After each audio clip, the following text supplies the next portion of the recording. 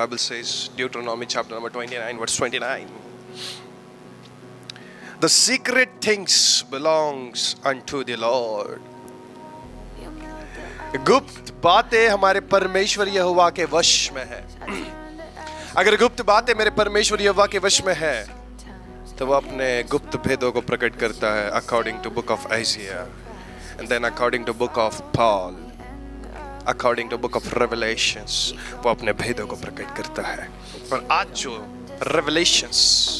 Revelations नहीं बोल सकता, ये सुप्रीम काइंड ऑफ रेवलेशंस है. ये एक अलग लेवल के, एक उच्च दर्जा के रेवलेशंस है जो आज आप रिसीव करने वाले हो. ट्रस्ट मी, आज के रेवलेशंस आपके माइंड को ब्लास्ट नहीं, आज आपके माइंड को अलग अलग जगह के ऊपर डिवाइड करके रखेंगे. आप सोचेंगे ये कैसे, वो कैसे, ऐसा कैसे.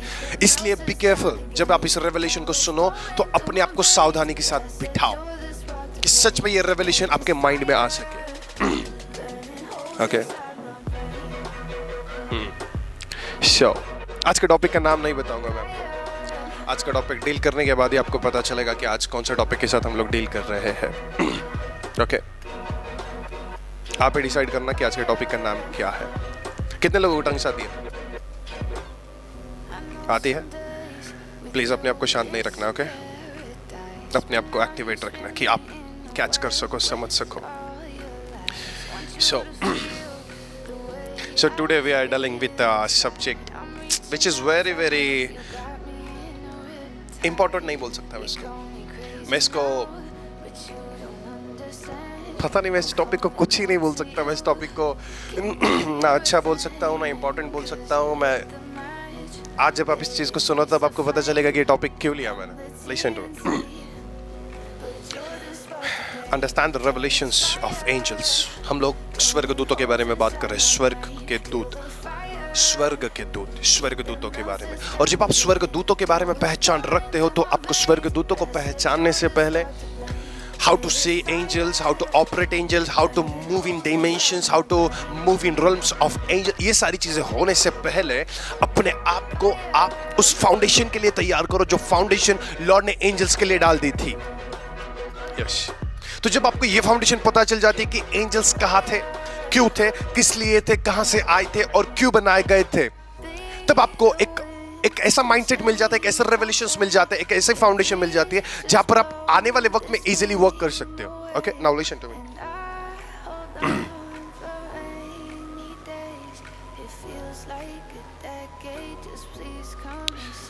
यू नो, हम लोगों ने जेनेसिस के बारे में देखा और ऑलरेडी हम लोगों ने बिगिनिंग ऑफ एंजल्स के बारे में देखा, स्वर्गदूतों की शुरुआत को देखा. उसके बाद हम लोगों ने फॉलन एंजल्स के बारे में देखा. क्या लगता है आज आपको कि आज जो टॉपिक आप डील करने वाले हो,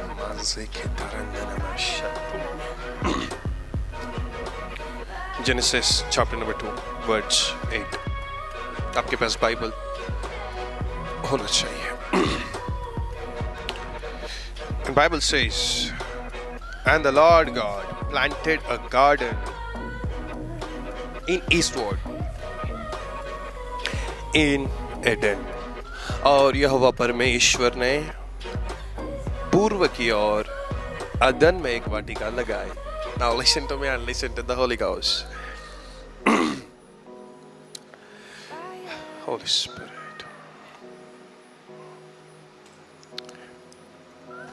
And the Lord God planted a garden in eastward in Eden.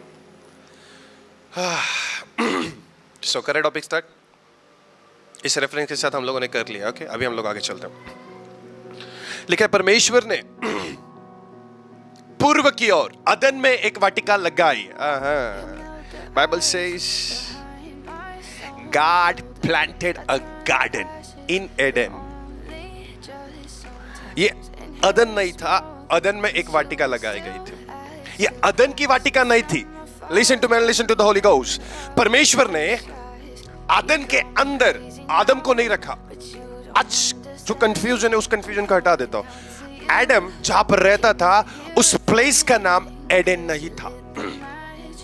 उस प्लेस का नाम गार्डन ऑफ एडन था, बट एडन नहीं था. My God, I wish. Listen to me and listen to the Holy Ghost. God does not put Adam in Eden. परमेश्वर ने आदम को बनाया, आदम को बनाने के बाद परमेश्वर ने आदम को एदन में नहीं डाला। उसने कहा कि यहोवा परमेश्वर ने पूर्व की ओर एदन में एक वाटिका लगाई। इसके लिए उस वाटिका का नाम गार्डन ऑफ एडन हुआ। अदन की वाटिका तो बनी पर वो अदन नहीं था, वो अदन के अंदर एक वाटिका में रहता था। इस कंसेप्ट को क्लियर करके अपने माइंड में रखो अभी, ओके? आपके बाइबल में लिखा है उसने पूर्व में अदन के अंदर एक वाटिका लगाई।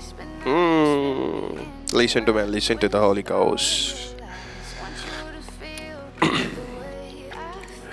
Which means the garden that belongs to Eden, but it's not called Eden.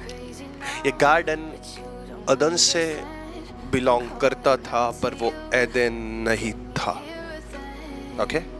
Now listen. Eden means a moment. Eden means an environment. Eden means a door. Eden means a presence. Okay? शायद अब भी आप चीजों को समझने की कोशिश करो। अदन का अर्थ होता है a door, एक दरवाजा, एक पर्यावरण, एक ऐसी अपॉर्चुनिटी, एक ऐसा क्षण या फिर एक ऐसी जो चीज जो आपको परमेश्वर के साथ कनेक्ट कर सके।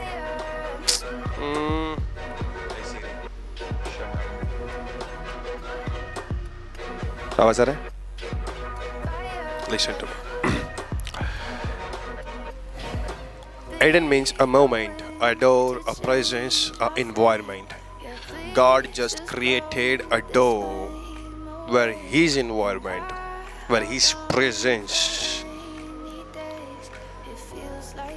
Listen to me and listen to the Holy Ghost. परमेश्वर ने एक ऐसी वाटिका को बनाया जो वाटिका एदन में थी, और वो वाटिका इसलिए बनाया था कि आदम परमेश्वर के साथ एक दरवाजे के साथ कनेक्ट हो सके। शायद अभी आप क्लियरली समझ पाओ क्यों लॉर्ड ने एडम को एडन में रखा, क्योंकि एडन के अंदर उसको रहने के बाद, Eden means a moment, a door, a presence. जब आदम एडन में था तब उसके पास गार्डन ऑफ एडन था, यानी कि एक अदन की बारी थी। उस बारी में से लॉर्ड आदम को मिलता, आदम लॉर्ड को मिलता। ये दोनों को मिलाने वाली जो चीज थी उस चीज को कहा जाता है एडन। आई गेस आप समझ पा रहे हो। आदम जहां पर परमेश्वर को मिलता और परमेश्वर जहां पर आदम को मिलता, उस जगह का नाम एडन था, पर एडम रहता था गार्डन ऑफ एडन में।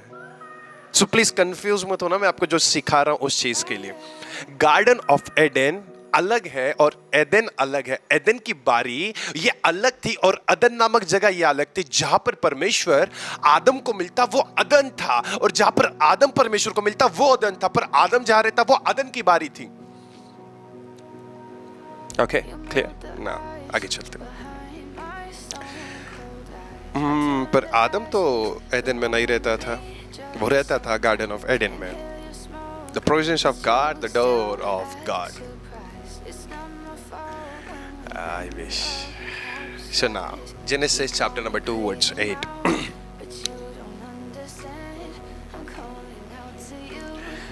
And the Lord God planted a garden eastward in Eden, and there He put the man whom He had formed.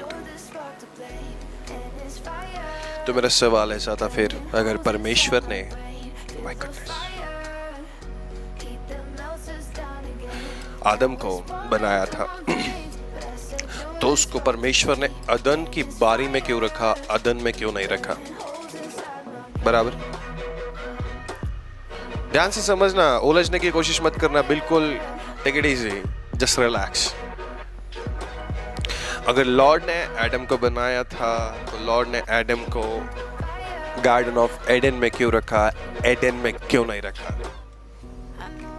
और बाइबल में क्या लिखा पता है? जब लॉर्ड ने गार्डन ऑफ एडन बनाया, 2:10 में लिखा है, टूवर्ड्स 9 में लिखा है शायद, and out of the ground the lord God to grow every tree that is pleasant to the sight. और ऐसे करके परमेश्वर ने सारे पेड़ों को बनाया। और जब परमेश्वर ने सारी चीज बनाई तो ये एक ऐसे जगह पर थी जो जगह परमेश्वर से मिलती जुलती थी, पर परमेश्वर ने आदम को उस जगह पर नहीं रखा जिस जगह पर आज हमारी सोच जाती है, जिस जगह पर कुछ हो चुका था, जिस जगह पर कुछ होने भी वाला था, और जो जगह आज भी आर्कियोलॉजिस्ट ढूंढ रही है। शायद अभी आप समझ सको मैं आपको क्या समझाने की कोशिश कर रहा हूं। बाइबल सेज आदम गार्डन ऑफ एडन में था। कई लोगों को लगता है कि garden of Eden means Eden, but actual में एडन अलग है, गार्डन ऑफ एडन अलग है। अगर मैं गार्डन ऑफ एडन की मिस्ट्री खोलूं, खत्म फिर आज आपका माइंड ब्लास्ट होना ही है 100% guarantee. Listen to me, listen to the holy ghost. Eden means G-A-N, Gan, G-A-N, and Gan means protection. Listen to me, listen to the Holy Ghost. Eden means G-A-N, Gan means protection, and Garden of Eden means the presence of God. Eden means, Eden means be a presence of God, a moment, a door, but Hebrew में लिखा है G-A-N, Gan means protection. And Garden of Eden means जहां पर आदम का घर था। I wish आप इस चीज को कैच कर सको। Now listen to me, listen to the Holy Spirit. Adam was in Garden of Eden, not in Eden. Adam Garden of Eden में था, ना कि अदन में। फिर परमेश्वर ने आदम को अदन में क्यों नहीं रखा? Don't miss the revelations behind the revelations. Now listen to me. Bible says Genesis 2 verse 18. अभी हर एक सवाल का जवाब मैं आपको धीरे धीरे दूंगा। 2 के 18 में लिखा है, and God नहीं, and the Lord God said, it is not good that the man should be alone. Man लिखा है। परमेश्वर ने देखा और कहा मनुष्य का अकेला रहना अच्छा नहीं। कल यही सवाल आया था मेरे को, मैं बोला लॉर्ड ये औरतें क्यों? कल यही सवाल मैं सोच रहा था, लॉर्ड क्यों? और आज इसी सवाल के साथ डील कर रहा था, क्यों? आपको पता ये चीज बनाने के लिए कितना टाइम गया?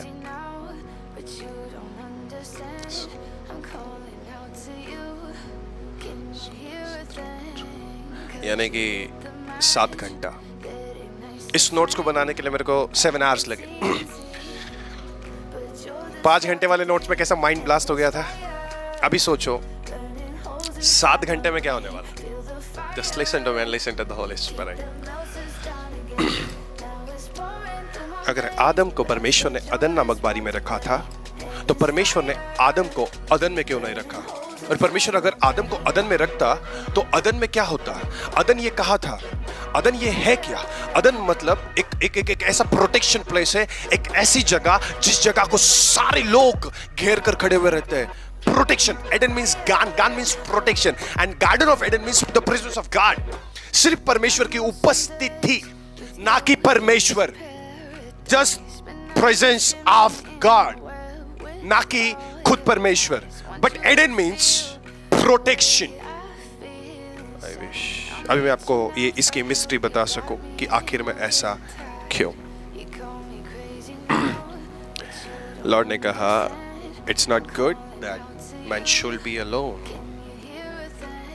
अभी मैं आपको 18 से लेकर 20 के अंदर ये चीज समझाता हूं कि हो क्या रहा था। Genesis chapter number 2 verse 18 to 20.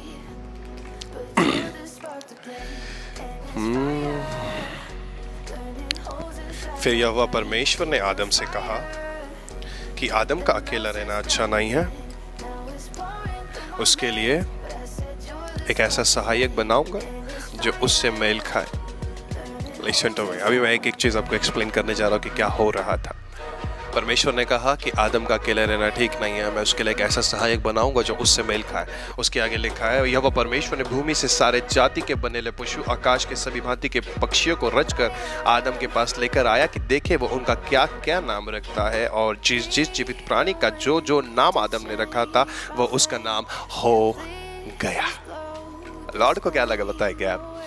Lord ने जब एडम को देखा, एडम को देखने के बाद बोला कि आदम का अकेला रहना अच्छा नहीं है। उसके बाद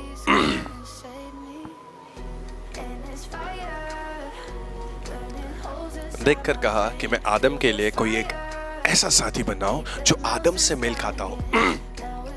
लॉर्ड ने एक मिट्टी का सांचा बनाया, ना कि उसमें प्राणों को फूंका, ना उसको जीवित किया, सिर्फ मिट्टी के सांचे को उठाया और आदम के पास लाकर रख दिया, सारे के सारे प्राणियों को। और आदम को कहा, आदम देख, मैंने कहा था लेट देयर बी लाइट, मैंने कहा था कि उजाला हो, उजाला हो गया। मैंने कहा था पेड़ हो जा, तो पेड़ हो गया। ये मैंने किया और मैंने तुझे अपने स्वरूप में बनाया है। तू मेरा बेटा है, तू मेरा प्रतिरूप है। जो मैं कर सकता हूं वो तू भी कर सकता है। तो आज मैं तुझे वो अधिकार सिखा रहा हूं कि तू अपने अधिकार से इन्हें बना, जैसे मैं कर सकता हूं वैसे तू भी कर। तो आदम ने क्या किया पता है? आदम ने कहा हाथी हो जा, हाथी हो गया, कुत्ता हो जा, कुत्ता हो गया, शेर हो जा, हो गया। और ये आदम बना रहा था।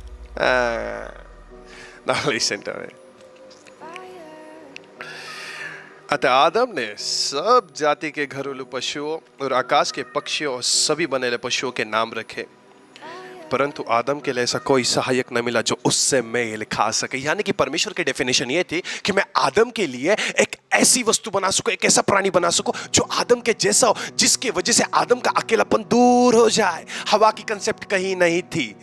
आई विश आप समझ पा रहे हो कि परमेश्वर ने आदम के लिए एक ऐसा प्राणी बनाने का डिसाइड किया था कि जो आदम के साथ मेल खाता हो, पर आदम के साथ कोई प्राणी मिला ही नहीं।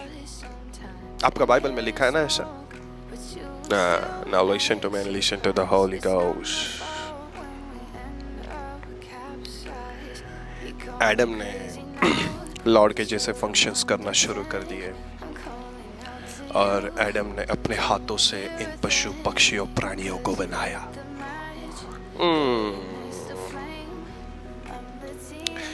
और एक भी ऐसा हेल्प मीट उसको नहीं मिला जो उसके जैसा हो। अभी देखो क्या होता है। Listen to me.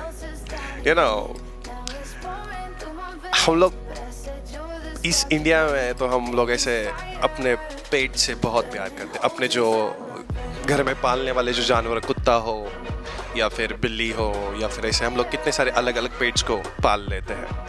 हम लोग उनसे बहुत प्यार करते हैं पर क्या कभी आपने देखा क्या कि आपसे कुत्ते ने बात करी? क्या कभी आपने देखा आपसे आपकी बिल्ली ने बात करी? क्या कभी आपने देखा लायन ने बात करी? तो आप मेरे को बताओ, लॉर्ड ये कैसे सोच सकता था कि जब मैं प्राणियों को बनाऊंगा तो मैं आदम के लिए बनाऊंगा? लॉर्ड ने सिर्फ एक छोटी सी कंसेप्ट बनाई और कहा कि आदम, जो मैं कर सकता हूं, जो निर्मिति मैं कर सकता हूं, वो निर्मिति तू भी कर। आदम ने बोला ओके लॉर्ड, पर लॉर्ड ने कहा इनके अंदर से तुझे अपने लिए एक ऐसा जीवन साथी, एक ऐसा हेल्पमेट ढूंढना है जो तेरे लिए हो। पर आदम को कोई नहीं मिला। कि कभी आपने देखा नॉर्मल ह्यूमन बीइंग्स, जो भी मतलब हमारे जैसे साधारण लोगों ने कभी भी किसी जानवर से बात करी, लाइक वॉइस टू वॉइस, कभी भी? जस्ट लिसन टू मी।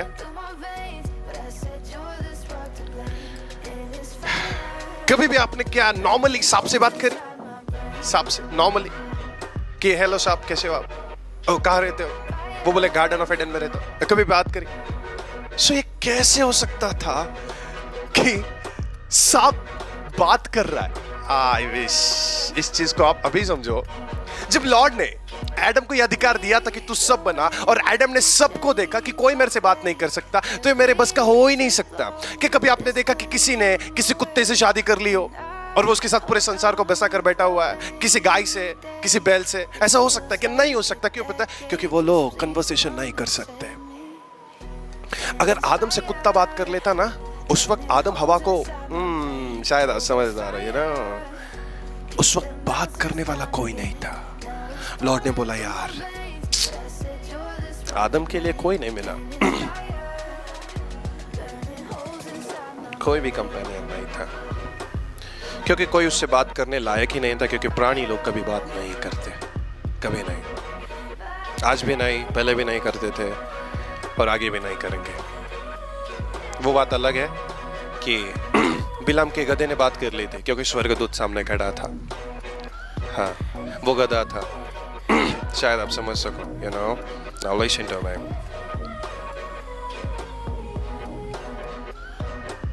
तो ये कैसे हो सकता था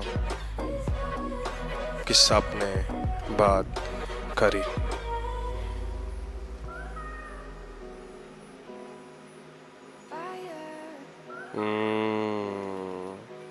Holy Spirit. अभी एक चीज आपको बता रहा हूं, मैं इस चीज को सुनो। अगर हवा सांप से बात कर रही थी तो सांप भी हवा से बात कर रहा था। और बाइबल में ऐसा लिखा है कि सबको देखा पर किसी ने मेल नहीं खाया, तभी हवा परमेश्वर ने आदम को भारी नींद में डाल दिया। जब कोई प्राणी मिला ही नहीं तब परमेश्वर ने आदम को गहरी नींद में डाल दिया। फिर इसके आगे की कहानी आपको पता, नींद में डालने के बाद हवा बनी, है ना? ना अभी चलो फिर आगे चलते ही है। लॉर्ड कैसे ढूंढा फिर हम लोगों ने कि ये सांप कैसे बात कर सकता था? क्या बाइबल झूठ बोल रही है कि फिर सांप बात कर रहा था? अगर कोई और दूसरा प्राणी, कोई और दूसरा पशु, कोई और दूसरा पक्षी बात नहीं कर रहा था तो सांप कैसे बात कर सकता था? आदम तो अदन नामक बारी में था जिसका नाम प्रेजेंस ऑफ गॉड था, बट गार्डन जो था वो एडन में था। आदम जहाँ था उस जगह का नाम गार्डन ऑफ एडन था, बट गार्डन जहाँ था उस जगह का नाम एडन था। Listen to me. और एडन का मतलब होता है प्रोटेक्शन। कोई तो था जो गार्डन ऑफ एडन को नहीं पर एडन को प्रोटेक्ट कर कर रखा हुआ था। Listen to me. Someone was there. कोई तो था जो गार्डन ऑफ एडन को प्रोटेक्ट कर रहा था। Garden of Eden means just presence, but garden of Eden की बात नहीं, पर एडन को ही प्रोटेक्ट कर रहा था।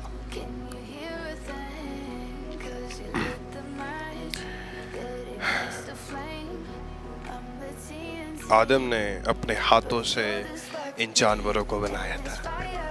आदम ने अपने हाथों से इन जानवरों को बनाया था, इन पक्षियों को बनाया था, इन पशुओं को बनाया था। आदम इनको बहुत अच्छे से पहचानता था, क्योंकि आपको पता है क्या, जब बाप अपने बच्चे को पैदा होते हुए देखता है ना, तब वो बाप बनने का अधिकार बाप के पास आता है, ना कि बेटे के पास आता है, पर बाप के पास आता है। इसलिए बाप हमेशा बेटे के ऊपर अधिकार रखता है, क्योंकि बाप ने बच्चे को पैदा होते हुए देखा था और बाप को पता होता है मेरे बच्चे की कमजोरियां क्या है, मेरा बच्चा कैसा है।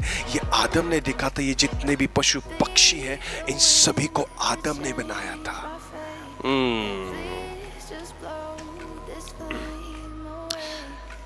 तो ये सांप नहीं हो सकता, ये सांप नहीं हो सकता। Let me explain something. Bible says before Adam चेरुबीम थे, सराफीम थे, थ्रोन एंजल्स थे और बहुत सी ऐसी चीजें हुई थी जो मैंने आपको कल एक्सप्लेन करी।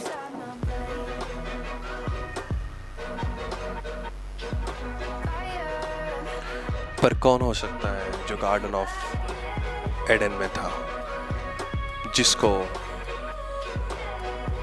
इतना बड़ा अधिकार मिला था, जिसने गार्डन ऑफ एडन का प्रोटेक्शन अभी भी बना कर रखा था। चलो रीड करते हैं। Book of Ezekiel chapter number 28। Book of Ezekiel chapter number 28। मैं आपको धीरे इसलिए लेकर जा रहा हूँ क्योंकि आप चीज़ों को समझ सको। Book of Ezekiel, chapter number 28, words 13. तू तो परमेश्वर की अदन नामक बारी में था। Now listen to me. अभी शुरुआत होती है इन रेवलेशंस की। अगर अभी आपको रेवलेशन समझ गए तो आपको सब समझ जाएगा। आदम कहा था गार्डन ऑफ एडन। आदम कहा था गार्डन ऑफ एडन, पर इधर लिखा है the has been in Eden in the garden of God. Garden of Eden अलग था। गार्डन ऑफ एडन अलग था, बट गार्डन ऑफ गॉड अलग था। Garden of God means Eden. I wish आप इन चीजों को समझ सको। लिखा है तू तो परमेश्वर की अदन नामक बारी में था। Garden of God means Eden, and garden of Eden means presence of God. The garden of God अलग था and the garden of Eden अलग था। garden of Eden means presence, but garden of God means God. I wish आप समझ सको। आगे लेकर जाऊंगा आपको, just wait.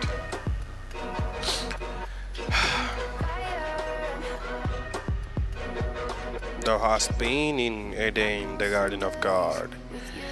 वो गार्डन ऑफ एडन में नहीं था। गार्डन ऑफ एडन में नहीं था, वो एडन में था।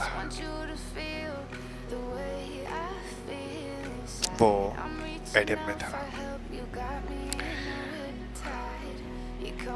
और वो करूब था। वो एडन में था और वो करूब था। कुछ तो बहुत ज्यादा स्ट्रॉन्ग कनेक्शन है गार्डन ऑफ एडन का या फिर एडन का या फिर करूब का। बहुत स्ट्रॉन्ग कनेक्शन है कुछ तो एडन का और करूब का।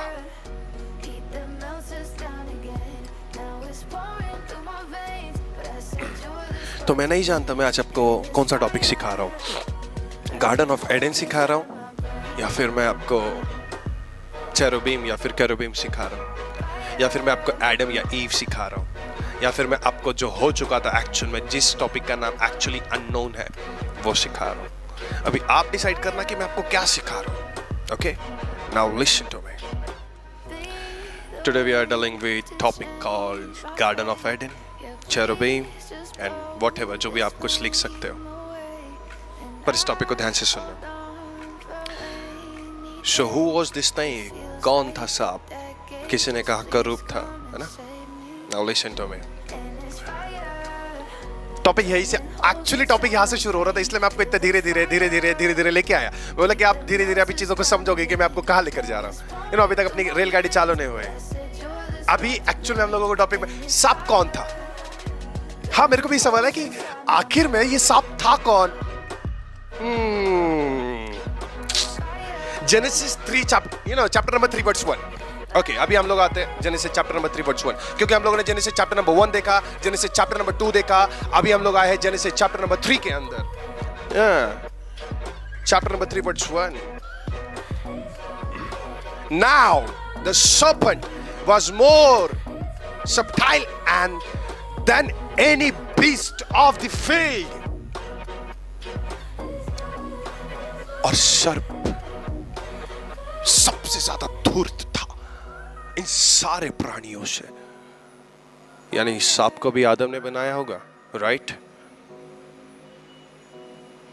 Hey, people of God, listen to me. इधर उधर मत देखो अभी, just listen to me. आपको नोट्स लिखने, आप नोट्स लिखते लिखते बस सुनना, मेरे इन्फ्लुएंस में रहना। मैं आपको कहाँ लेकर जाना चाहता हूँ। लिखा है यहोवा परमेश्वर ने जितने बने हुए पशु बनाए थे उनमें से सर्प सबसे ज्यादा धूर्त था। क्या इधर ऐसा लिखा है क्या कि उसको आदम ने बनाया था? इधर क्या लिखा है बताएगा? इधर लिखा है यहोवा परमेश्वर ने जितने बनूलू पशु बनाए थे उनमें से सबसे ज्यादा धूर्त सांप था। पर इसका अधिकार तो आदम के पास था, इसको तो आदम ने बनाया था। फिर कैसे? Now listen to me. फिर क्या हुआ? जेनेसिस चैप्टर नंबर 3 वर्स 1 के अंदर जो सांप है, लोगों को लगता है ये वही सांप है जो सांप आने वाले समय में परमेश्वर बांध कर रखने वाला, राइट? पुराना अजगर, बड़ा सांप। रेवलेशन चैप्टर नंबर 12 वर्स 9 में लिखा है कि वो बड़ा अजगर, वो ड्रैगन, अलग अलग कंसेप्ट है। पर जो जेनेसिस चैप्टर नंबर 3 में लिखा हुआ है, उस सांप का नाम नहास है। Nahash, Nahash, Nahash means image of serpent. Listen to me, image of serpent. But जो chapter number 12, Revelation chapter number 12 में लिखा है, या फिर बुक ऑफ रेवलेशन में लिखा है, उस सांप को क्या कहा जाता है पता है आपको? ऑफिस, ऑफिस, ऑफिस नहीं, ऑफिस, OPHIS, HIS होगा, राइट? OPHIS, office. दोनों सांप अलग थे। अगर जेनेसिस चैप्टर नंबर 3 वाला सांप वही सांप रेवलेशन में था, तो दोनों के नाम अलग अलग कैसे हुए? क्योंकि क्लियरली जब मैंने इसको हिब्रू में चेक किया, तो रेवलेशन वाला सांप डेविल को दिखा रहा था, यानी पूरा क्लियर सर्पेंट था। पर मैंने जेनेसिस वाले सांप को चेक किया, तो बट ये इमेज ऑफ सर्पेंट था।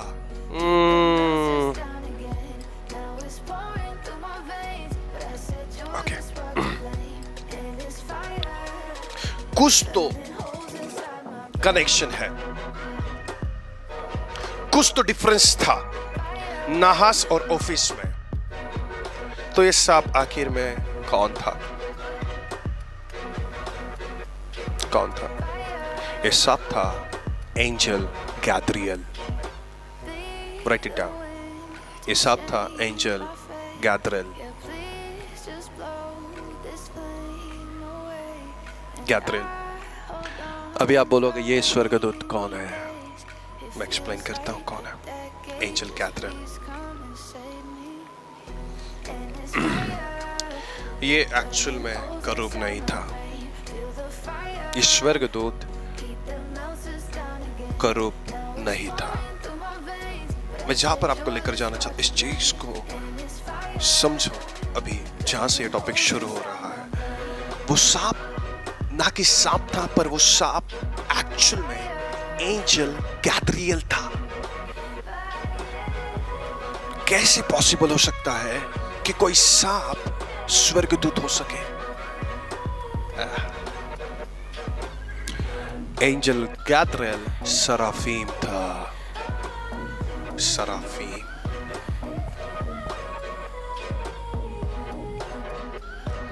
और एंजल गैब्रियल को एक काम मिला था, जो काम उसको एडन गार्डन की नहीं, परंतु एडन की गार्डियन के साथ उसकी ड्यूटी थी। यानी कि एंजल गैब्रियल गार्डन जो लॉर्ड का था, एडन था, एडन के चारों ओर उसका प्रोटेक्शन करता था। एंजल गैब्रियल एडन का प्रोटेक्शन करता था।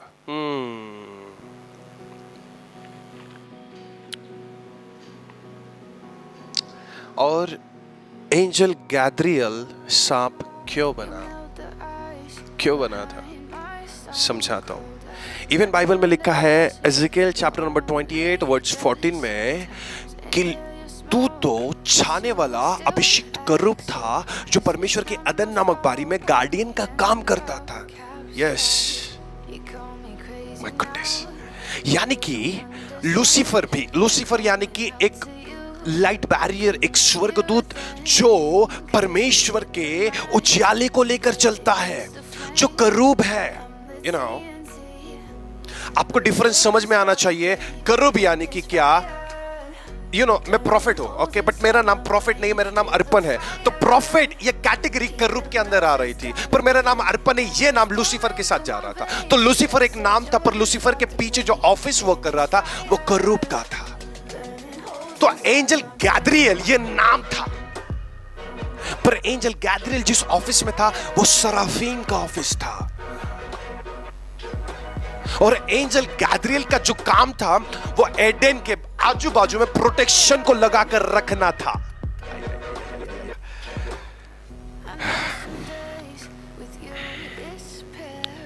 और सेम चीज लूसीफर भी करता था। Now listen to me. Gabriel और लूसीफर दोनों एक दूसरे को बहुत अच्छी तरीके से पहचानते थे, क्योंकि वो एदन में ही काम करते थे। या ना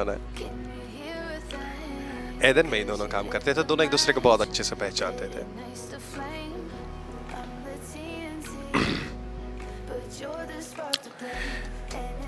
पर गैब्रियल जो था वो ग्रीगोरी था। ग्रीगोरी यानी कि एक ऐसा समूह, एक ऐसा दल जो नीचे गिरा दिया गया हो, जिसे हम लोग वॉचर्स कहते हैं। ग्रीगोरी यानी कि GRIGORI, ग्रीगोरी। ये एक ऐसा दल था जो दल नीचे गिरा दिया गया था, यानी कि जेनेसिस 6 जो नीचे उतर कर आए थे वो लोग, ओके, लूसीफर के साथ गिरे हुए लोग नहीं, पर जो लोग जेनेसिस 6 के अंदर थे वो लोग, ओके।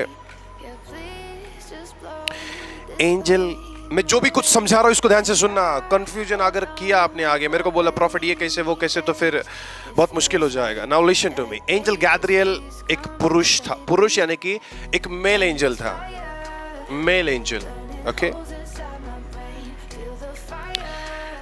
और यही वो स्वर्गदूत था जो स्वर्गदूत हवा के सामने सांप बनकर गया था।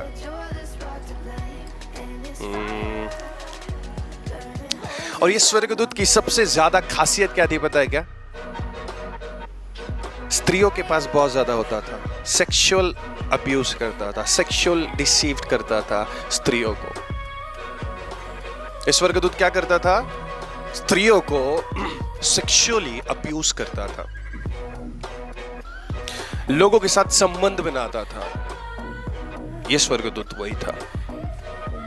यह स्वर्गदूत तब ऐसा हुआ जब वो नीचे आया, पर गैब्रियल ही था, लूसीफर का काफी अच्छा और जाना माना दोस्त या फिर भाई बोल सकते हैं। पता नहीं अभी कौन सा रिश्ता होगा दोनों के बीच में, पर लिसन टू मी। और यही वो स्वर्गदूत है जो स्वर्गदूतों ने, इसने ही लोगों को हथियार बनाना सिखाया। कल मैंने आपको समझा ना, जब स्वर्गदूत उतरे तो उन्होंने मेकअप करना सिखाया, किसी ने विचक्राफ्ट करना सिखाया, किसी ने पूजा करना सिखाया, किसी ने कपड़ा पहनना सिखाया, हर एक ने अलग अलग चीज सिखाई थी। तो इस स्वर्गदूत एंजल गैब्रियल के क्या फंक्शनलिटी थी? वो फंक्शंस ऐसे करता था कि वो युद्ध लड़ने वाला स्वर्गदूत था, उसके पास हथियार हुआ करते थे। तो इसने ही लोगों को हथियार बनाना सिखाया। इसी स्वर्गदूत ने हथियार बनाना सिखाया। इसी स्वर्गदूत ने लोगों को मौत के घाट उतारना सिखाया। इसी स्वर्गदूत ने लड़ना सिखाया। इस स्वर्गदूत का नाम था एंजल गैब्रियल। इसी स्वर्गदूत ने उन स्त्रियों को बहकाया, और इसी स्वर्गदूत ने हवा को बहकाया। अभी आप बोलोगे ऐसे बाइबल में कहीं लिखा है क्या? तो बाइबल के अंदर जिस बुक का नाम मेंशन किया गया है, बुक ऑफ एनक, उस बुक के अंदर लिखा है, Book of Enoch chapter number 69 word 6 में लिखा है, एंजल गैब्रियल ने ईव को डिसीव किया। नाउ लिसन टू मी, अभी क्या हो रहा था? और ये बहकाया गया था, एंजल गैब्रियल बहकाया गया था लूसीफर के साथ। लूसीफर ने इसको ट्रिक करके बहका दिया था, क्योंकि लूसीफर सबसे ज्यादा ज्ञानी था और इस सारे स्वर्गदूतों के ऊपर था। तो एक जस्ट नॉर्मल वॉचर था जो गैब्रियल था, वो सराफीम यानी कि इतना बड़ा सराफीम नहीं, जस्ट लाइक नॉर्मल सराफ था जो सिर्फ गार्डियन वाला काम कर रहा था, ओके। पर क्या बाइबल सच में ऐसा बताती है?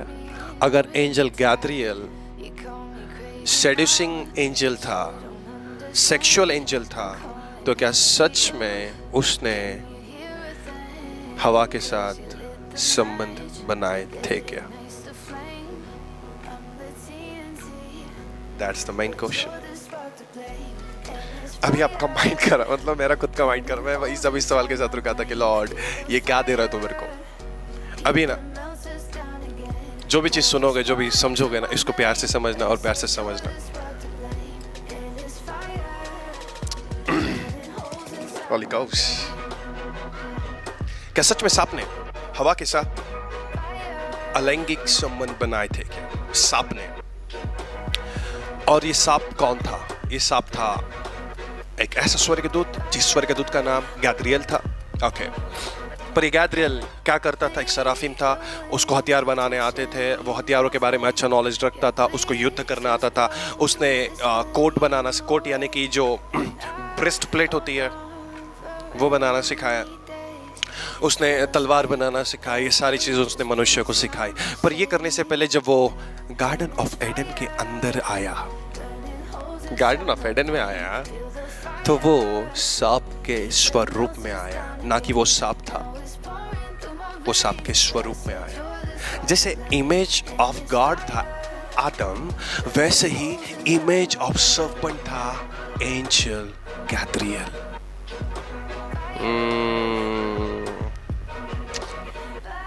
Now listen to it.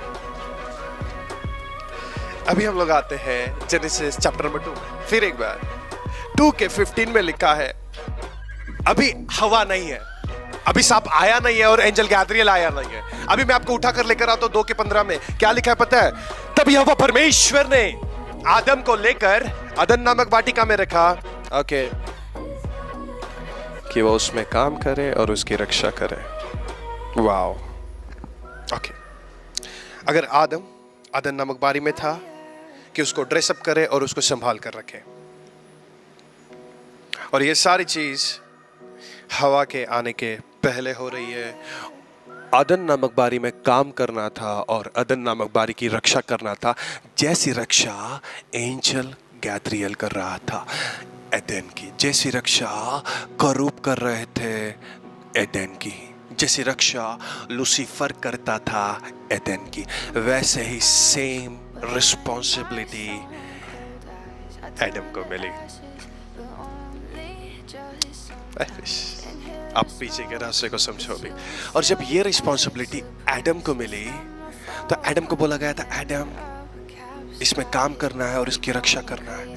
आदम से पहले भी जब लूसीफर था, लूसीफर फेल हो गया था लोगों की रक्षा करने के लिए।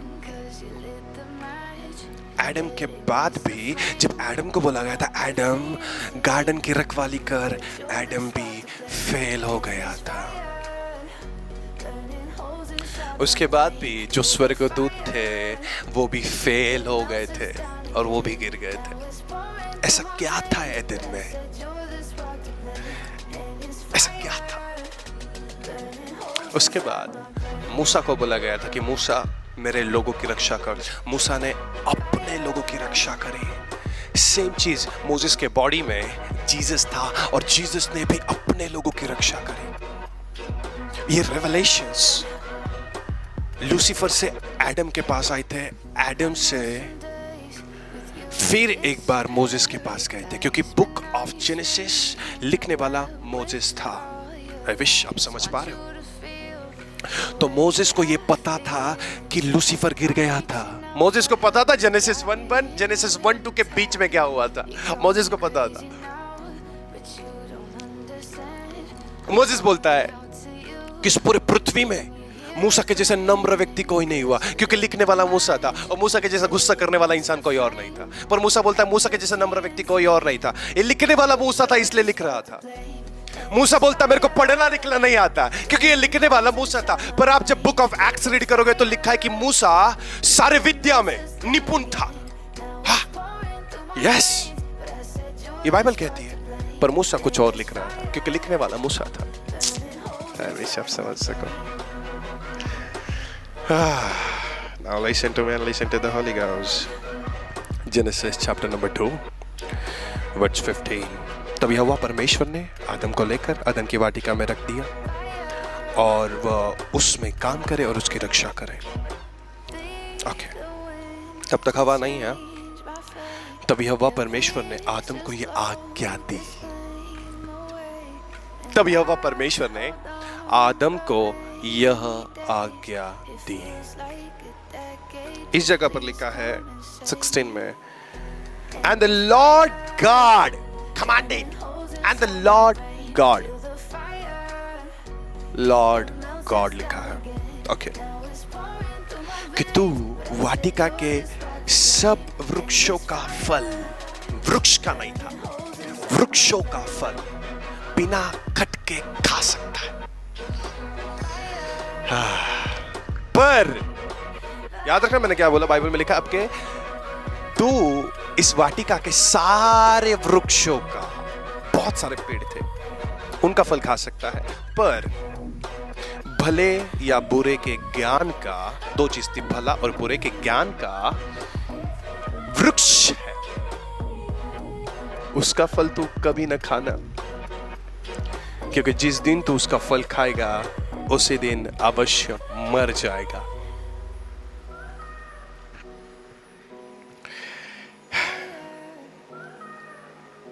लिखा है, आदम इस पेड़ का फल मत खाना, जिस दिन खाएगा मर जाएगा। और एक कमांडमेंट आदम को मिली थी। उसके बाद 2 के 20 में हवा पैदा हो गई। अभी हवा आया।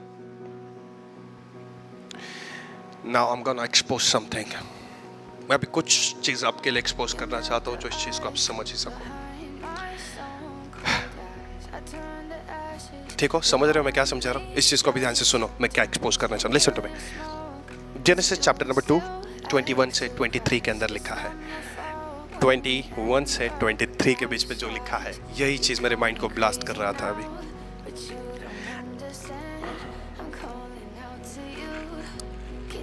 अतः 20 में लिखा है, अतः आदम ने सब जाति के घरेलू पशुओं और आकाश के पक्षियों और सब जाति के बनेले पशुओं के नाम रखे। किसने नाम रखे? आदम ने नाम रखे, लिखा है। परंतु आदम के लिए कोई ऐसा सहायक न मिला जो उससे मेल खाता, यानी आदम के लिए कोई भी ऐसा नहीं मिला तो जो उसके साथ मेल खाता हो। तब परमेश्वर यहोवा ने आदम को भारी नींद में डाल दिया। तब परमेश्वर ने आदम को भारी नींद में डाल दिया। जब वो सो गया तब उसकी एक पसली निकाल कर उस जगह पर मांस भर दिया। ओके, ये भी समझ गया मेरे को कि इस जगह पर आदम को सुलाया, पसली निकाली और ये सब किया, ऑपरेशन कर दिया था। ओके, ये समझना थोड़ा सा मुश्किल था। और यहोवा परमेश्वर ने उस पसली को जो उसने आदम में से निकाली स्त्री बना दिया। माय गॉड, प्रॉब्लम यही से शुरू हो गई थी। और उसको आदम के पास ले आया, एक स्त्री को बनाया। क्या आदम को पता था कि ये हवा है? क्या आदम को पता था कि ये स्त्री है? क्या आदम को पता था कि ये कैसे बनी है? नाउ लिसन टू मी, उसको कुछ भी नहीं पता था, बेचारा सोया था, ऑपरेशन हो रहा है। और परमेश्वर उसको बनाकर आदम के पास लेकर आया।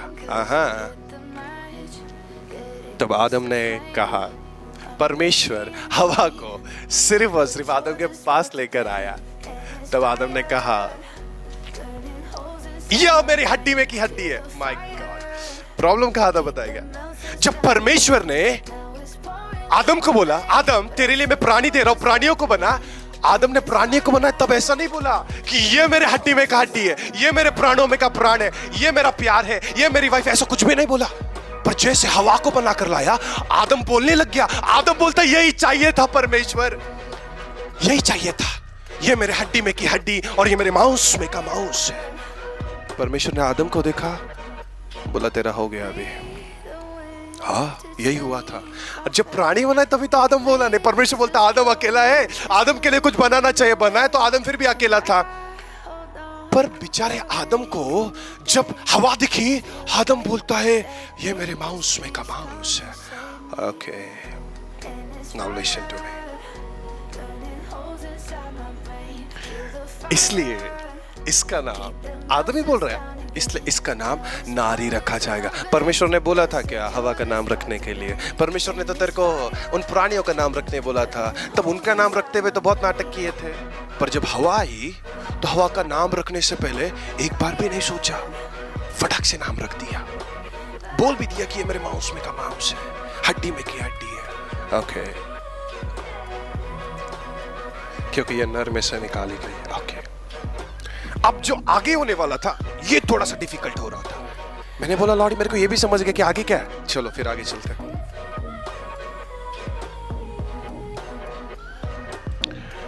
इस कारण पुरुष अपने माता पिता को छोड़कर अपने पत्नी से मिला रहेगा और वो एक ही तन बने रहेंगे। आदम और उसकी पत्नी दोनों नंगे थे पर लजाते न थे। इसका मतलब जब परमेश्वर ने आदम के लिए हवा बनाई, अब देखो हम लोग किसी एक ऐसे जगह पर नहीं है जिस जगह पर परमेश्वर है, जिस जगह के ऊपर आदम है, जिस जगह पर हवा है, जिस जगह पर लूसीफर है। हम लोग एक ऐसे जगह पर है। अभी आ रही आवाज? यस, हम लोग एक ऐसे जगह पर है जिस जगह के ऊपर एंजेलिक एंटिटीज है और एडमिक एंटिटीज है। आई विश आप समझ सको, जिस जगह पर एंजेलिक एंटिटीज मींस जिस जगह पर सिर्फ और सिर्फ स्वर्गदूत है। एंजेलिक प्लेस के अंदर एडम है। लिखा है कि पत्नी के कारण पति अपने माता पिता से अलग रहकर अपनी पत्नी के साथ एक तन रहेगा। दोनों नंगे थे, लजाते न थे और दोनों पति पत्नी थे।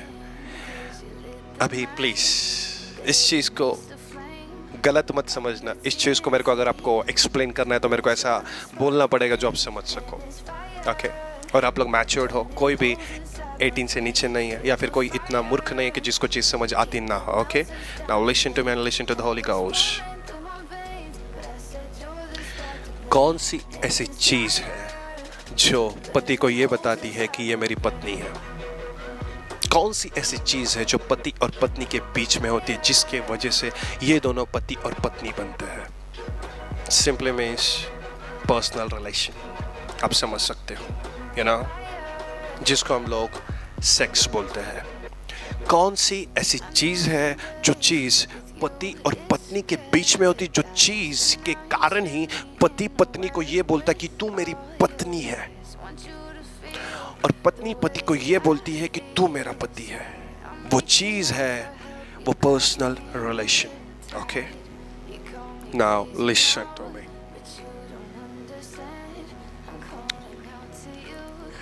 क्या लगता है फिर इस जगह पर ये दोनों पति पत्नी थे तो क्या इनके बच्चे बच्चे होंगे क्या उधर? इन दोनों के बीच में ये सा रिलेशन बना होगा क्या? हवा के पैदा होने से पहले ही परमेश्वर ने कहा था उत्पत्ति 1 अध्याय के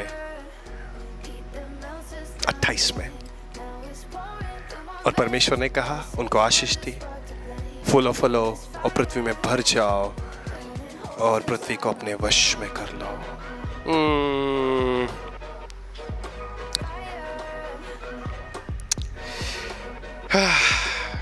लॉर्ड ने कहा, God gave them blessing to be a multiply, to be a fruitful, फूलो फलो और पृथ्वी में भर जाओ। जिस दिन हवा बनाई गई उस दिन आदम ने उसको पत्नी क्यों कहा? क्योंकि परमेश्वर ने ऑलरेडी ब्लेसिंग रिलीज कर दी थी कि जिस दिन हवा बनेगी वो तेरी पत्नी होगी और तुम दोनों एक दूसरे के साथ एक तन रहोगे। ओके, अभी मैं ये भी समझता हूँ कि दोनों नंगे थे, दोनों लजाते न थे और दोनों हस्बैंड एंड वाइफ थे, तो दोनों के बीच में बहुत प्योर रिलेशन बन रहा था जिसे हम लोग पर्सनल रिलेशन बोल सकते हैं। बहुत प्योर रिलेशन। ओके,